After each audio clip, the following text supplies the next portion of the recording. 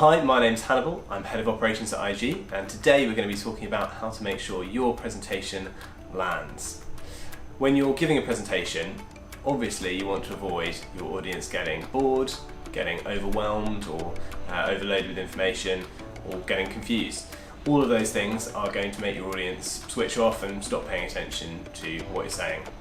So how do you make sure your presentation lands? Well, here are 5 tips that might help. Step 1, use a template. If you don't have a branded template of your own, you can find one online, or better still, get an agency like IG to create a bespoke one for you. A template will get you off on the right footing and ensure that all of the slides are consistent with each other and that your audience isn't distracted by sudden changes in fonts and colours. It will also encourage good habits like making sure that all the slides have clear titles and page numbers and so on to help the audience keep track of what you're talking about and where you are in the presentation. My second tip would be to use an agenda slide.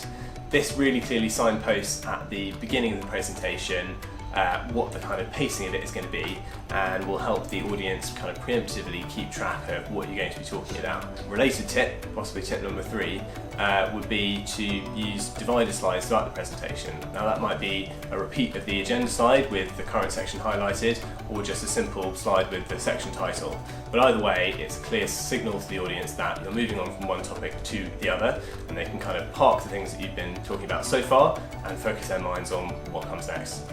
A common pitfall when writing or giving a presentation is to think that you have to put all of the things you want to say on the slide, otherwise you or the audience will forget about them. My tip number 4 would be use notes and don't cram everything you want to say onto the slide. If you put points on the slide, the audience will read them and they will stop paying attention to actually what you're saying. Also means that the slide will have all of the information straight away, and that can be overwhelming and confusing for the audience when you'd rather take them on the journey and step by step talk them through your points.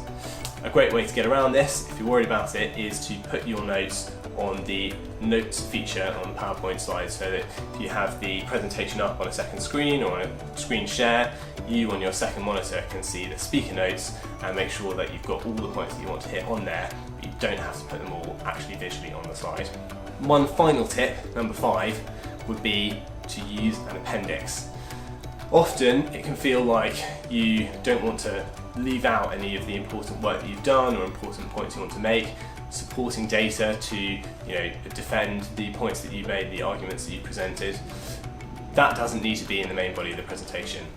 A great way to make sure that you have both the conciseness and readability of a short presentation, plus all of the actual detail and information that you'd want in a full report, is to put all of that into a separate appendix that either you can refer to in the middle of a presentation if people ask questions and you want to dig into something in more detail, or that people can read after the fact as a kind of follow-up document that they can read in their own time.